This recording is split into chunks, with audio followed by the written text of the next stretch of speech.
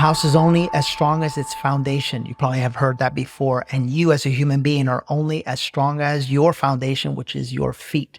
This week's episode features Mark Sisson. He founded a company called Primal Nutrition and also Palooza, the shoe company. And what I love about this episode is we're going to talk about health, longevity, foot health, and also you're going to get some insight into what it looks like to truly take your unique gifting and monetize it and create a business, which Mark has done twice. Get ready. This one is a game changer. Oh, you guys are in for a treat on this week's episode of The Higher Self. If you've ever shopped for nutritious mayonnaise and you've seen a product called, what was it? Primal Kitchen. Primal Kitchen. We have the founder of Primal Kitchen and the founder of Palooza Shoes, Mark Sisson. Mark, how are you? I'm great. Thanks for having me today, Danny. I'm excited. This is going to be a great conversation. Yeah. The name of the podcast is The Higher Self. Mm-hmm. And it's all about essentially achieving your highest version of yourself. Right. And I love your story, and I love how creative you have been in creating products, services, foods for human beings based off of what you saw was missing. Right. And I genuinely believe that all of us have a gift that we can share with the world. So the first question I have to ask you is about Primal Nutrition. How did that start? Well, Primal Nutrition, which was my original supplement company, started in 97. I had been an athlete. I'd been a top endurance athlete, and I was always looking for ways to enhance my performance, whether it was training methods, new training methods, whether it was dietary interventions, or whether it was supplements. And I was interested, at the time, I was also interested in the idea that we get better from training because of the recovery.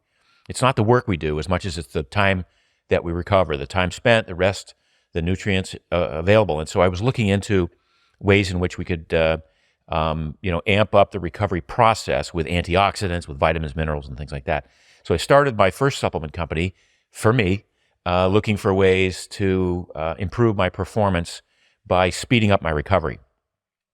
Because I was working with other athletes through the years, and I had been involved in the Olympic anti-doping movement, I was aware that some athletes were going down the dark path of using restricted performance-enhancing drugs.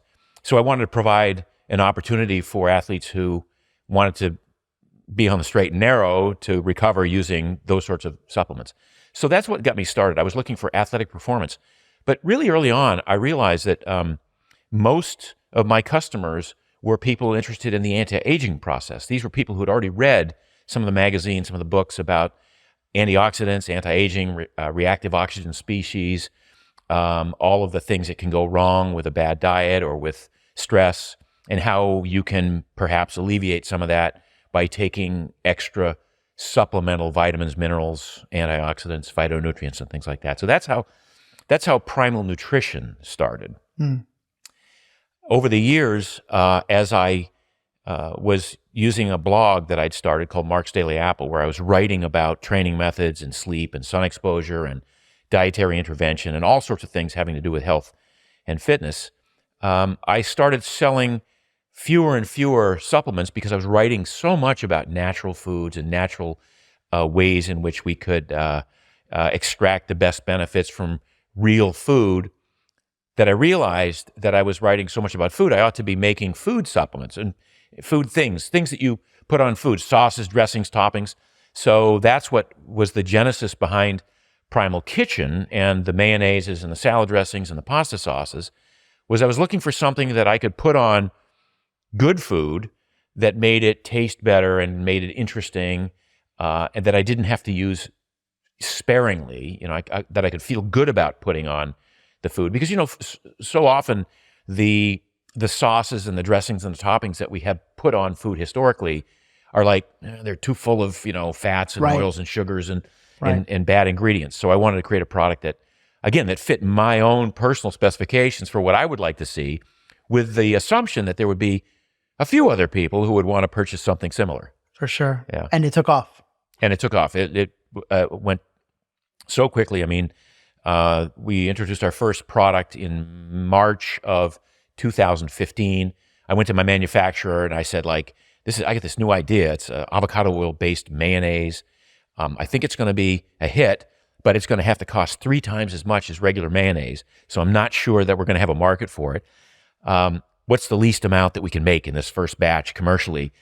Because I don't want to have this stuff on my shelf, on my shelf for the rest of my life. For the rest of my life. And my manufacturer said, well, the smallest batch we can do is 12,000 jars. Oh. And I'm like, oh, geez, okay. And we sold out in 10 days. Wow. So that's when I really knew that we were onto something. That's beautiful. Yeah. Beautiful. And then you sold how many years later? It's already close to 5 years now that I sold to Kraft Heinz. And it was a great sale. It was a great partnership. They let us alone. I'm still very much involved in the company. I'm still, involved in R&D. I still am the face of the brand. I'm still overseeing and making sure that all of the things that we put in place don't get compromised. I mean, that was I think a fear that people have when you take a small brand, an authentic brand, and then it gets purchased by big food, is that they're going to corrupt it. That's not always the case, and it's less and less the case now. Most of the big food companies are like, we really don't know what we're doing. We have, 50 different brands within our portfolio. You happen to be the best one. We want to see what you did to get there, and we want to learn from you. We don't want to jeopardize this great brand that you've built. So we'll just stand back, let your team do what they did best. So all they've done is given us access to more distribution, financial resources, high level advice and things like that. It's been an amazing partnership. I think that's a beautiful story, and I'm so happy to hear that a lot of these big brands are starting to become more conscious about food, because ultimately the winners are going to be society. Yes. Basically with this type of a partnership.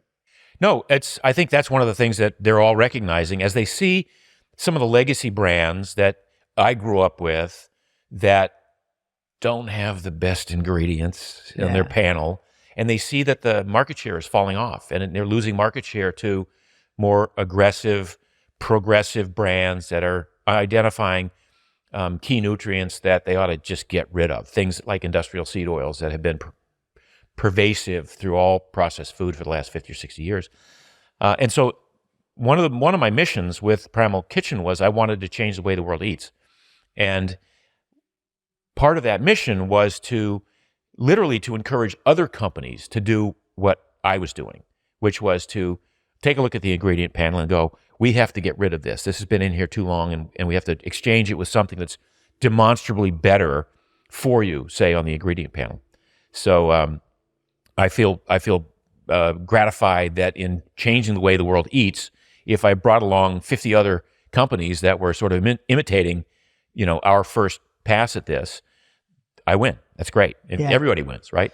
Well, it's interesting because as you were saying to me, about the ingredient deck and how back then, so many of our dressings and et cetera had bad ingredients, I thought to myself, it's not like that anymore. I think you had a big role in it. I'd like to think so. I mean, it continues to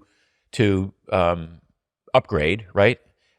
In terms of the quality of ingredients across the board. It's a long slog. I mean, like I said, there are a lot of companies that compete on price alone, and so they'll buy the cheapest ingredients that are on the market that week or that month when they're manufacturing. So you might look at an ingredient panel of a salad dressing, and it, in parentheses, it says may contain one of the following: soybean oil, corn oil, canola oil, safflower.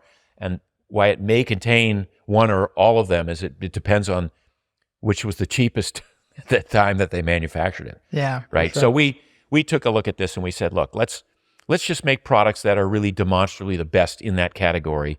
That that check off all the boxes. There are no harmful ingredients. They're great ingredients. What we would say call maybe superfoods, and that taste great. Beautiful. Yeah. Beautiful. And speaking about changing the way the world eats. Yeah. And talking about seed oils. Mm-hmm. I know as a Hispanic, like canola, mm-hmm. it's just I Everywhere. mean, like we're raised off Yeah. that stuff. No. It was one of the original things that I cut out. Quite honestly, I'm one of the types of people that I don't need to know the research. I don't need to know the science. You tell me it's bad. There's probably a reason why you're telling me it's bad, and I'm just done with it, type of deal. Yeah. But why? Because I know so many people still use seed oils. Right. I haven't in years, and I try to avoid restaurants for this same reason, or at least not health conscious restaurants. Why are seed oils so bad for the human body? Well, all these things exist on a spectrum. And when we say try your best to avoid seed oils, we're not necessarily saying that all seed oils are poison and you should, without any other thought, get rid of all of them.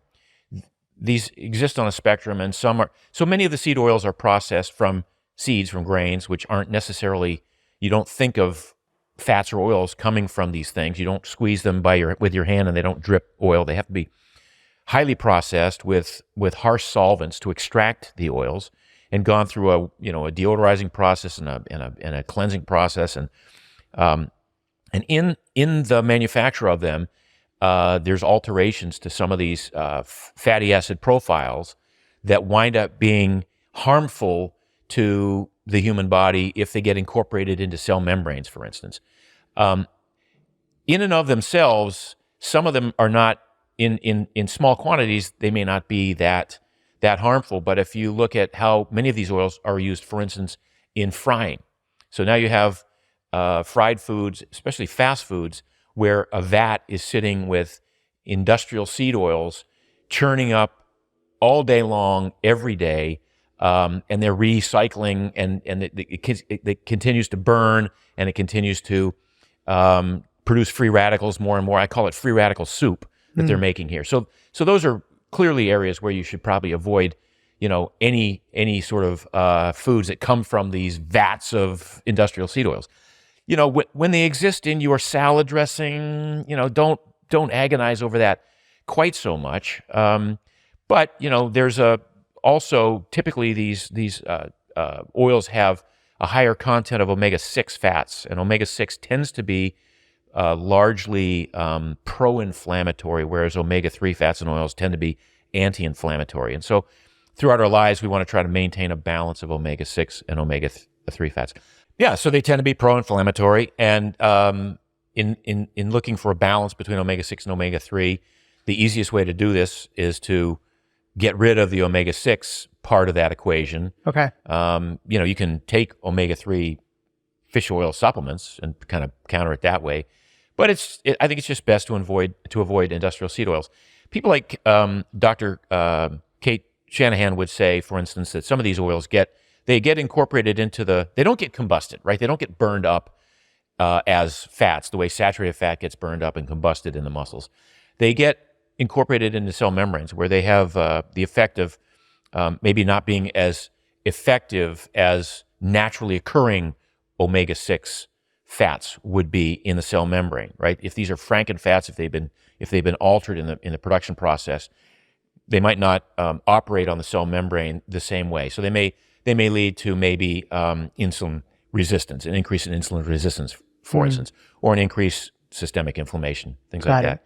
So, we've been suggesting avoiding seed oils, industrial seed oils, for a long time.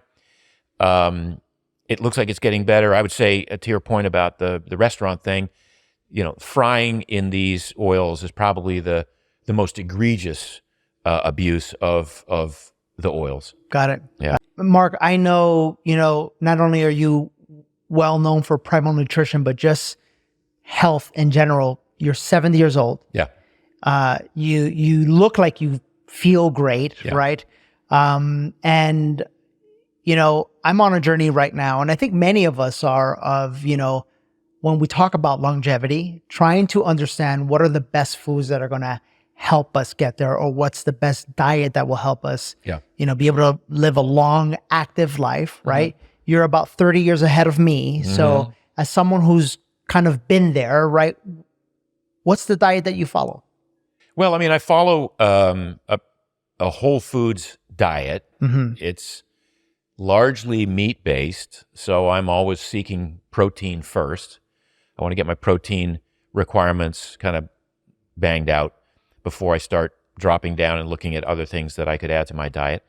I'm more concerned about what people should eliminate from their diet than maybe what they should include. So, Okay. I eliminated grains for the most part about 25 years ago, and it changed my life. So all grains. pretty much all grains. Could you break that down for me? Yeah. So as an endurance athlete, I was fueling myself on a very high carbohydrate diet for years and years and years, decades.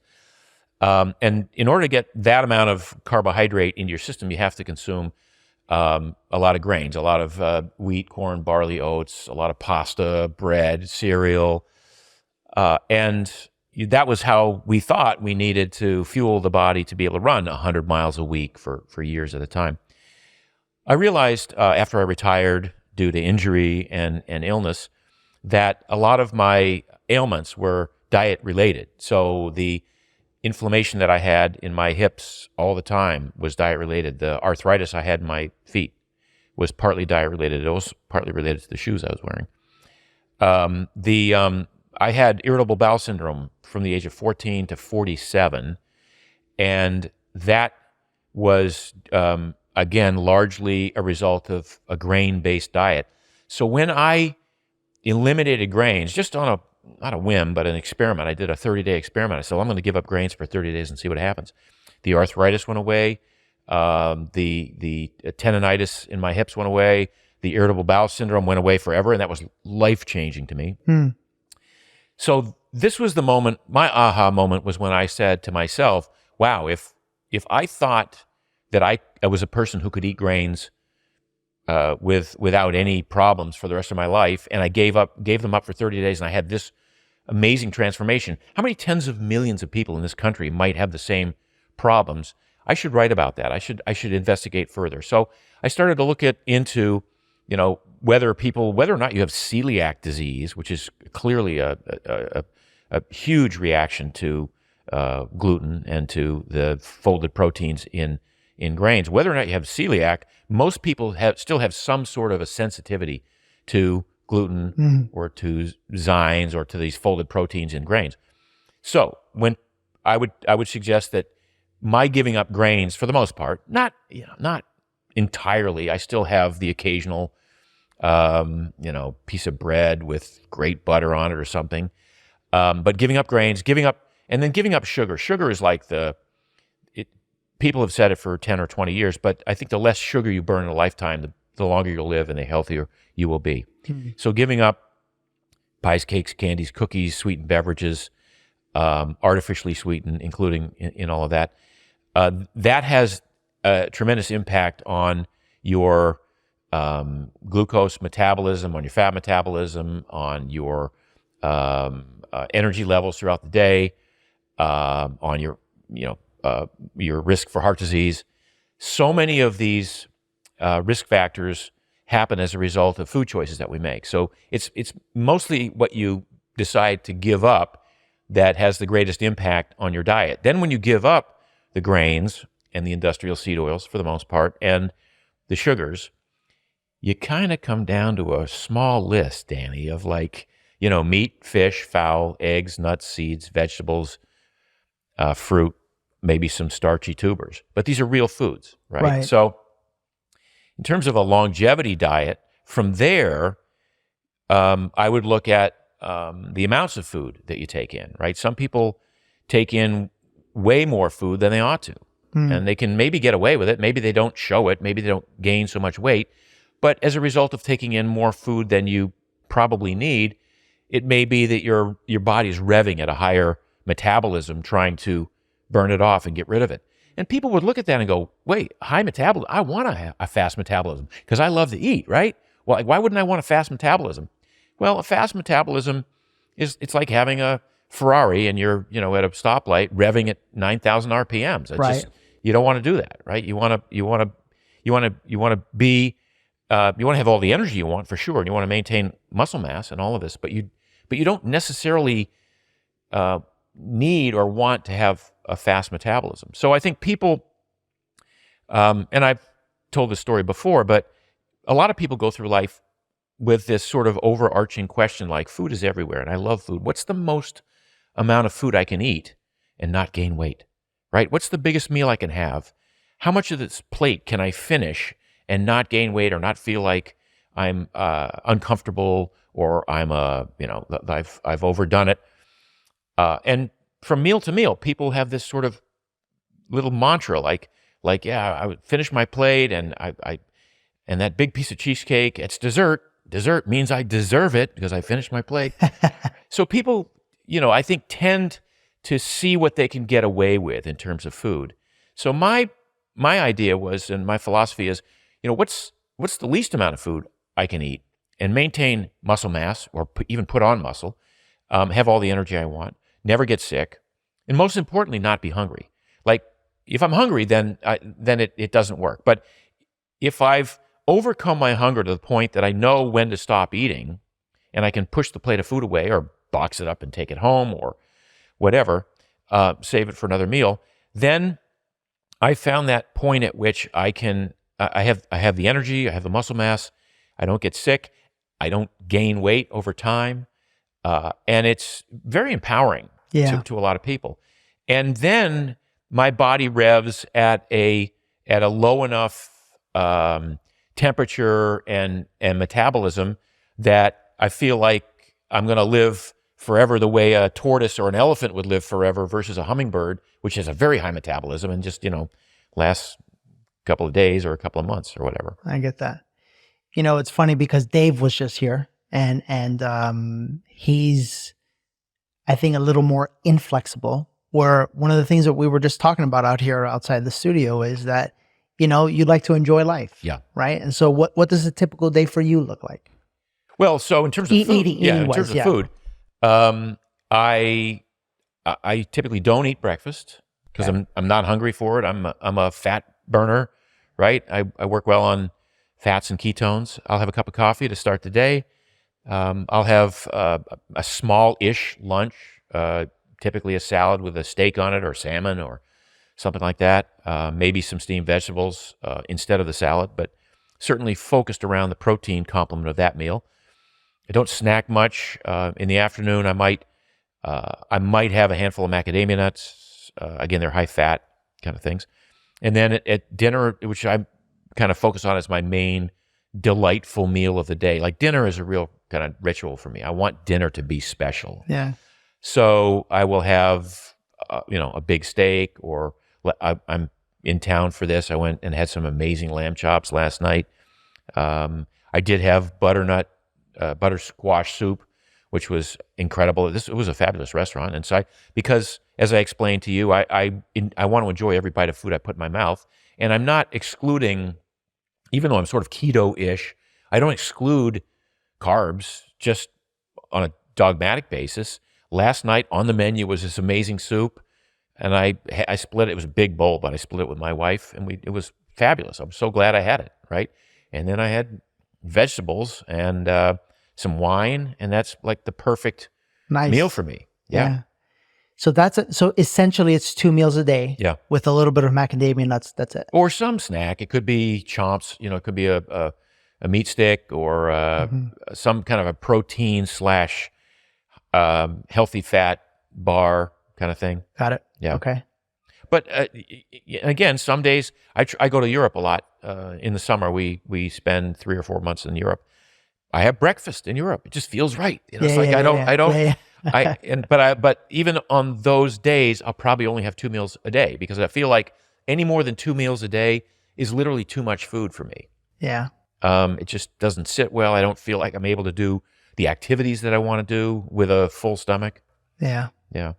I got to be honest. That's what feels right to me. The difference is that I may be snacking a little bit too much. Well, I mean, if what feels right is if your first meal, do you have a compressed eating window? Is it like 16 hours? I'm normally I haven't eaten yet today. Yeah. But I'm normally right after this, I'll probably eat. Okay. It's normally 12 to 6. That's fine, but 12 to 6, then snacking is sort of allowed in that window, right? But if you snacked in the morning, then you'd say, well, you didn't really not eat. You had a small breakfast, which you called a snack. Sure. Yeah. I get that. Yeah. I love that. So now I want to get to the topic which excites me the most, and I'm going to tell you why. I had this big spiritual awakening, right? I did ayahuasca, right? I read or listened to one of your episodes. You haven't done it, For me, it was like, whoa. And during that spiritual awakening, I started to become way more aware of things than I was before. I felt like, in my previous life, I just did what everybody told you to do. I wore the clothes that I was told to wear. I ate the foods that I was told to eat, and I wore the shoes that I was told to wear. Good segue, Danny. I like this. That's really good, right? Yeah. And so then I started to notice, little by little, that my feet were really jacked up. In particular, my pinky, the small toe. The small toe just kind of looked like all, shriveled up. And it looks like it's going to fall off on some people. Exactly, right?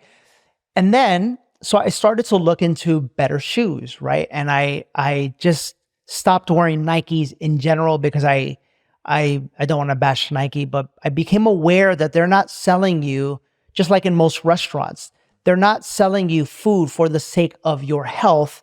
They've created a product that they want to churn out and make as much profit as possible. This is just business, right? Well, Nike is selling you an image, a brand, not a shoe. And I just started noticing, like, some of these Nikes, they're cut in the middle to the point where it's like my entire foot was hanging off of the side.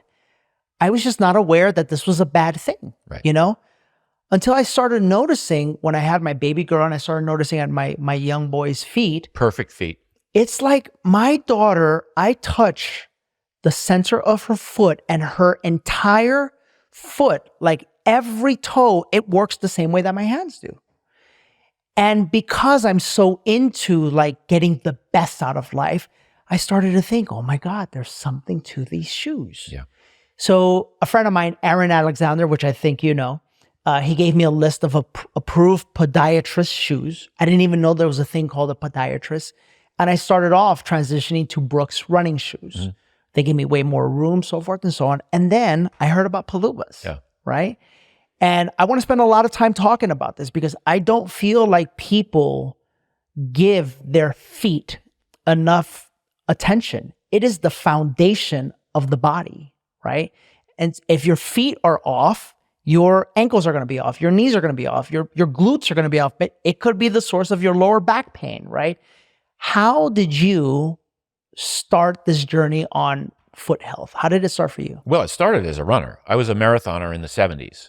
I actually started running in the 60s. I was a track athlete in the 60s in high school, and I ran in really thin, flat shoes, either Chuck Taylors or Onitsuka Tigers, which was the only real racing flat you could buy at the time. These were the original minimalist shoes. And what was interesting is you could feel the ground when you ran on uneven surfaces. You could feel on a road that had potholes, or you got off the side of a road or on a trail. You could feel everything underneath the shoes, and the feet would adapt to that, and they would not just get stronger, but they would roll a little bit. And by the time you weight the front foot in a minimalist shoe, the brain already knows how to flex the knee, how to bend the foot, how to torque the ankle, how to do all of the things it needs to do to absorb the shock of that or the impact of that footfall. Well, along come Nike in the 70s, and I was a Nike runner. I was using the racing flats with their and then training in the really thick cushion shoes, and I got injuries. And I'm like, I'm not supposed to get injured. I'm like I'm doing all the right things, and I'm a fit guy, and I know how to run, but I would get knee injuries, and I would get hip injuries. I got through a career of running, and I ran some pretty fast marathons, but ultimately it was these injuries that forced me to not race anymore. I got osteoarthritis in my feet, tendonitis in my hips. As I said, some of it was diet, but it was a combination of the diet and the footwear. So, cut to years later, I'm talking about health and fitness and diet and exercise, and I'm talking about a very, a complex synergistic life where everything fits together, where the sleep, you got to get enough sleep and sun exposure. We all need sun exposure. We all have to go out and play and use our brains. We have to eat right. We all have to avoid traumatic, risk. We have to eliminate risk in our lives. And foot health was always in the back of my mind. Like how come no one has really addressed foot health this way? Well, in 2009 or 10, a book came out called Born to Run. It was a great book, and it really looked at how humans have this ability to run, but only really if you run the right way, which is with a midfoot strike, which is how all top runners tend to run. A midfoot strike. Not a heel strike. Not a heel strike. Most citizen runners today, the tens of millions, land on their heel and roll off. Right. You walk like that all day long. You're supposed to walk like that. But when it comes to running, you should not run like with a heel strike. I didn't know that. Absolutely. And so what happened was, over the years, the shoe companies, the running shoe companies, made thicker and thicker soles because they knew that people were heel striking. Right. And it was it was so much shock to the body that the only way to, rather than train them how to run the right way, they would encourage them to run the wrong way by putting thick cushion heels underneath them. So now you're running on pillows instead of feeling the ground underneath you. So it begat this decades-long movement of people becoming runners and getting into running, but still no decrease in running injuries because if you run inappropriately, if you run, if you don't run with a midfoot strike and run light on your feet and minimize the impact of every time you land, it adds up over a career of running. So I took a look at this. So I was originally an adherent of the first five-toed shoes that came out, and they were fine. They were good. What was it? Vibram had the first. Vibram. Oh, yeah, okay. And it was great. And I was, I had many pairs of them, and I wore them everywhere. But I felt that there was always something like that was the pendulum swinging all the way to the other side. It was so minimalist, too thin, not enough support. I couldn't really walk long distances in them without getting bone bruises, and things like that. So I kind of set that aside and went about my food business for years and years. And then when I sold my food company to Kraft, I'm like, okay, now is the time to address this thing that's been nagging at me since I was a runner in the 70s, and that is foot health. Like people, as you said, people don't get that your connection with Earth is through your feet. Mm. And even if you sit on your butt all day long and you're at a desk or what, you still walk around. You still have to get from here to there. You still have to spend time. And if you play sports, oh my gosh, you're totally dependent on this connection that you have with the ground. So I looked at, like, what is it that ideally we'd be walking barefoot, right? Sure. We evolve barefoot. Your kids are born barefoot. They have these amazing feet that work like hands, and they grab things, and they are supposed to feel every change in terrain. Every time you step on a different surface, the toes are supposed to move differently and feel it and respond differently. And you're supposed to walk, push off on the big toe, and all these things that we're supposed to do, we don't. And we don't because, number one, we've created this civilization where there's concrete and pavement and glass and tile floors and hardwood floors and marble floors, and everything around us is either too hard or too sharp for us to walk on. So my thought was, how do I recreate a barefoot experience with a shoe that's, number one, the most comfortable shoe you'll ever wear, number two, functional in that it allows the small muscles of your feet to articulate and to work and to get stronger. And number three is stylish. I mean, that was the other issue I had with the other companies, is I didn't feel compelled to want to wear them with an outfit or whatever. Yeah. So my son and I founded this company, Paluva.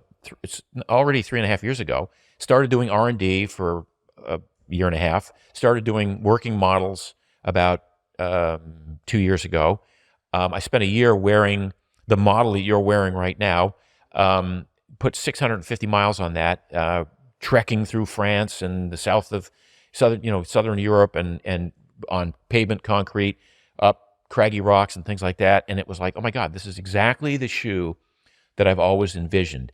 It gives you the feeling of walking barefoot on a putting green. Like barefoot on concrete, I don't care how trained you are, and Aaron Alexander is another one. He goes barefoot a lot, right? Yeah. You're not going to walk 4 miles on concrete without paying for it, right? Sure. So I wanted a shoe that gave you this sense of walking barefoot on a putting surface so that you could actually stand on your feet all day. People work out in the gym in these. They do heavy leg days in these. I have a lot of bodybuilders using this just for lunges and squats and deadlifts and things like that. I've got off-road trail runners who don't run in these. They could, but they're not trained to. But they trek. They'll do 5-hour ruck with a backpack on with the paluvas over varied terrain, and they get the training effect on their feet without the pounding that they would get from running. So then when they put on their running shoes and they go race, they're feeling better off for having done that. Right. So it's we've already got we've got thousands of customers who are just really satisfied with the effects of this. One of the things I noticed early on was that once you experience real toe freedom and you feel what this is like to have your toes be able to spread out, we call it splay, and not just side to side, but articulate up and down. Mm-hmm. It's difficult to wear regular shoes again. Mark, as you're saying that, I'm feeling it right now. I'm feeling just the freedom that my feet feel. Yeah. This week's episode is brought to you by the community. Picture a world of limitless potential growth, regardless of your age, your gender, your background, or any of the things that you always hear will stop you. Step into our community. It's your pathway to self-improvement. It allows you to enjoy boundless access to all of your favorite topics and the things that you want more information on that you hear in the podcast. And quite frankly, guys, it's like having a personal coach right at your fingertips, all for less than the cost of 2 Starbucks coffees a month. Why wait? Go to DannyMorel.com/community to embark on your journey towards the life you've always dreamed of. Join the community today and transform your personal growth into a remarkable reality. Go to DannyMorel.com/community now.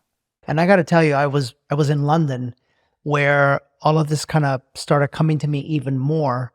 And I caught myself at the gym. I've been working on my handstands. Yes. And yoga. And you just want to be barefoot. Yes. You want to be barefoot, right? And so I caught myself so often being a weirdo at the gym, walking around with my shoes. Yes. Because I didn't have, yes. I didn't want to give up the feeling and the sensation of being barefoot. It is the connection that you have. And people think, like, if you took your thumb and you just put it over like this all day long, if you taped it to your index finger, and then you said, okay, now I'm going to type and I'm going to do all the things I do, you couldn't do it. Right. Well, your big toe is the most important toe of your foot. And now what are you going to do? You're going to scrunch it against all the others in your regular shoes and then expect that you're going to have regular balance, like really good balance. Imagine when you're doing the handstands and the yoga poses, imagine doing those with oven mittens on, right? Sure. You can't feel what's going on. So the idea of toe freedom, of what we call, the big toe articulation and the big toe alignment are so important. It's sort of, we're saying foot health is the new sleep, right? It's like sleep's been the thing for the last 5 years. Okay, we got sleep handled. Let's move on to foot health, because so many people, like 78% of people, complain of foot pain in their lifetime. Runners, 50% of runners are injured at any one point in time. The NFL only has 32% of their athletes injured at any one time, right? So all these things that we depend on our feet for, and then we sort of just, it must be the way it has to be. No one's solved this issue before. But Mark, it's because, and I want to challenge all of you listening, because think about what Mark is saying with feet, with every aspect of your life. It's that we are in a society that creates these things for us. Yes. These houses, these cars, these food products, these drinks, these beverages. And, the human being is the unconscious human being is the most profitable business on planet Earth. That's well stated. It really is, if you really think about it. Unconscious human being, yeah, for sure. And then at some point in time, you've got to make the decision for you and your family to become conscious and aware of what's happening. Like, look at your feet. If you have a bunion, why do you have a bunion? If your pinky toe is like stuck to the other one, why is that? And if any of you have babies, for crying out loud, just go just go touch them in the middle and you'll see it's so alive. And then if you want to live a long, beautiful life and you want to experience the best that life has to offer, well, then why wouldn't you want that or start that process with your feet, which, think about it spiritually, it's the foundation of everything. It's the foundation. And when we talk about longevity, I have two real major litmus tests for quality of life. Because longevity without quality of life is meaningless. I have relatives going through horrible times right now because the quality of life is just, it's so bad that it's like, what's the point, really? Quality of life. Number one, mobility. Your ability to walk across the street to a neighbor's house and have a cup of coffee, or to walk to town, or to walk to board a plane and then get off the plane in another country and take a tour of all the churches in the new country. All of that's dependent on foot health and foot strength and mobility and balance and agility and all these things that start with healthy feet. Well, Mark, I'm thinking about one of the biggest causes of death is old people falling. Yes. Because they don't have balance. And I mean, just think about this. You'll have way more balance like this than you would like that. It seems so intuitively obvious, right? And yet people say, well, but I buy wide shoes. Well, the shoes are wide at the metatarsal, at the midpoint, and then they still crunch the toes together at the end of the shoe, which defeats the entire purpose of this, right? So, and just to complete that thought on longevity, so the two things are mobility and access to memory, access to, to be able to have a conversation and remember things. So those are the two real longevity markers for me. But the mobility thing is huge, and the ability to move through time and space is one of the reasons that I'm the biggest fan of walking right now. So I would tell people who've asked me, what's the single best exercise I can do? It's walking. Okay. And then the response I'll get is, I would like to walk, but my feet hurt. Okay, now we see the issue, right? Like, people should be walking an hour a day, hour and a half a day, and they should be loving it, and they should be embracing it. And one of the things that happened with me with Paluvas is once we created this particular shoe, and we have different styles, this particular shoe, it makes me want to walk. Literally, when I'm outside, I can feel every time I roll over from the heel onto the front of my foot, I feel the toes articulating. I feel them splaying. I feel them getting stronger. And it's such an empowering feeling. So a lot of people start with the Paluvas. They're like, I don't know if I'm going to like them, but I'll go walk the dog with them. Great. That's the best, the first best experience is to go walk the dog in the Paluvas.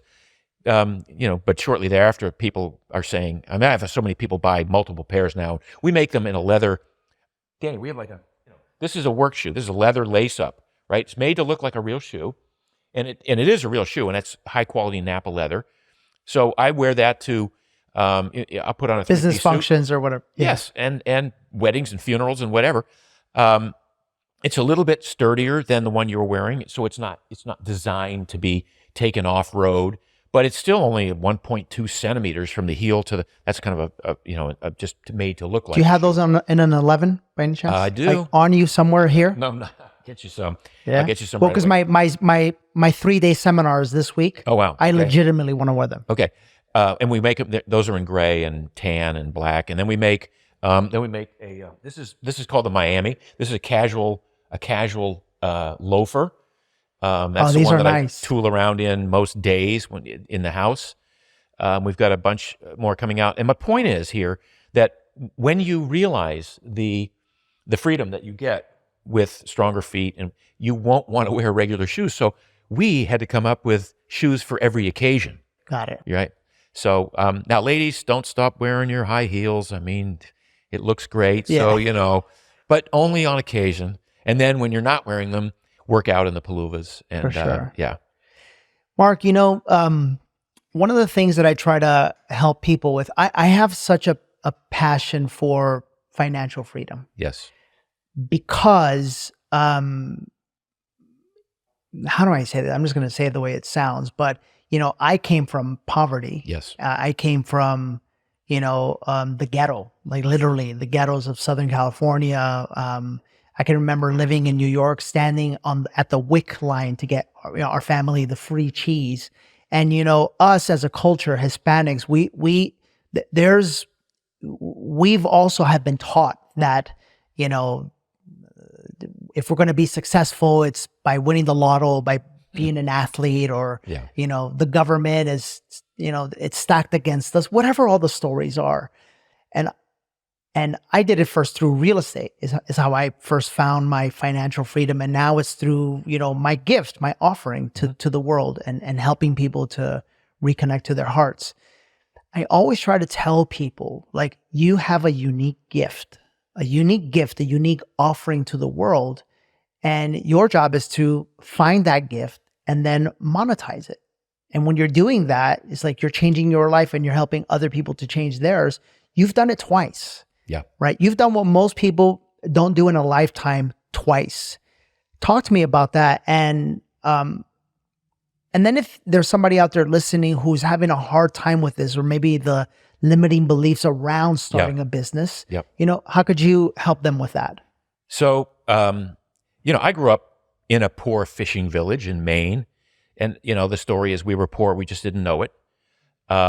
It was, you know, there's one summer, I was an entrepreneur early on. I mowed lawns when I was 12, and I shoveled snow, and I made Christmas wreaths, and I was painting houses by the age of 14 or 15. And one summer I made more money in the summer than my dad made the entire year. So, I mean, but it was great growing up there. And it was great that the adversity of the cold winters in Maine, and the, you know, that Puritan work ethic that they talk about, right? So, but with that in mind, I've sort of had a little bit of a scarcity mindset. I'm just laying a groundwork here. And security was always a big deal for me, finding that security. When I would say, if I were to identify my gift, it's taking complex ideas and explaining them in ways that people can understand.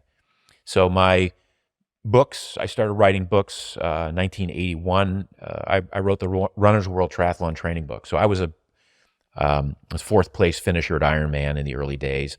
That was enough for me to have enough information to write a book about training for Ironman. I wanted to educate people on how to do something that I knew how to do, and learn and benefit from my mistakes.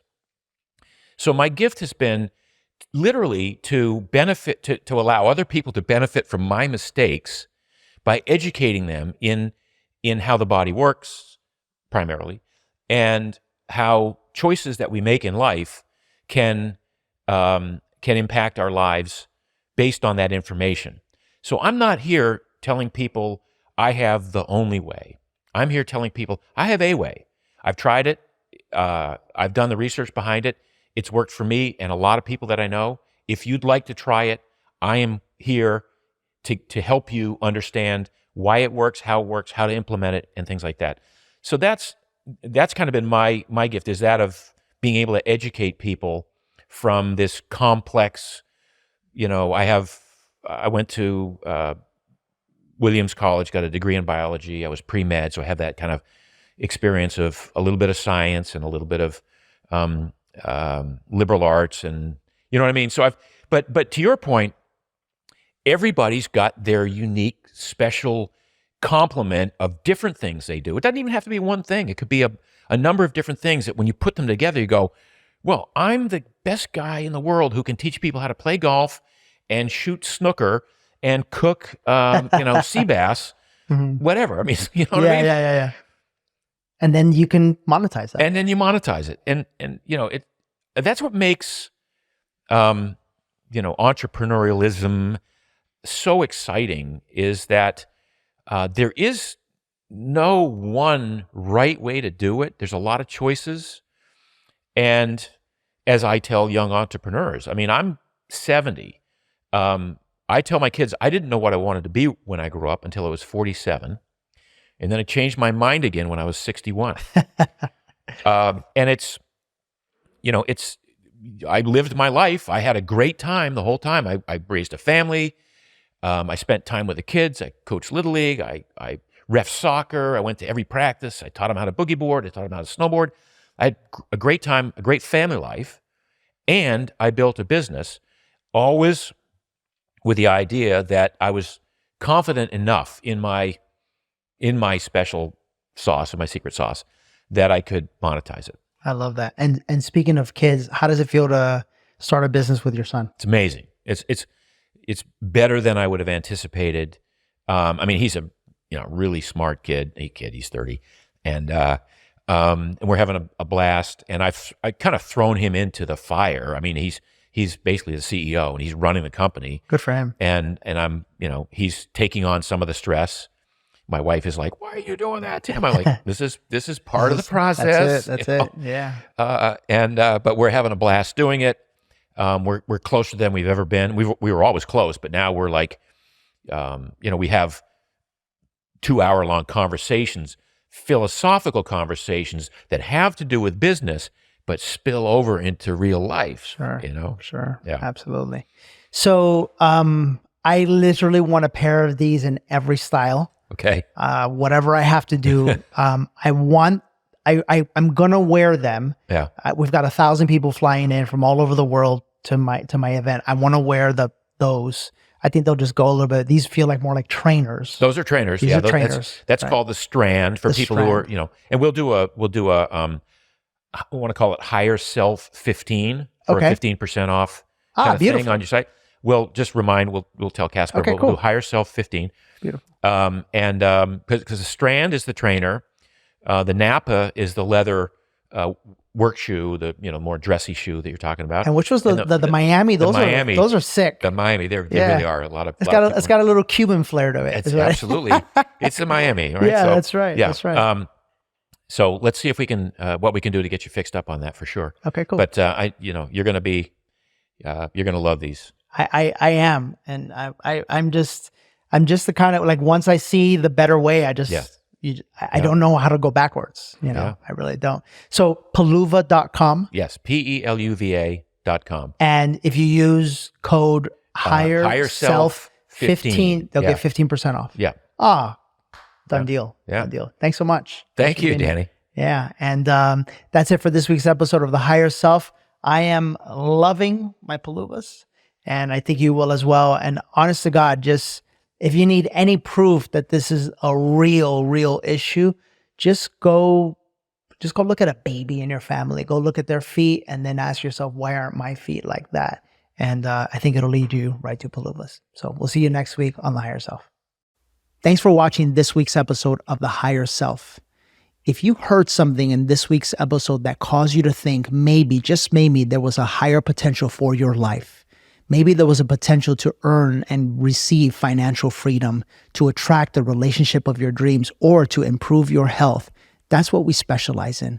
We help wonderful human beings like yourself to unravel all of the limiting thoughts, feelings, and emotions that you've been living through so that you can finally tap into your life's truest potential.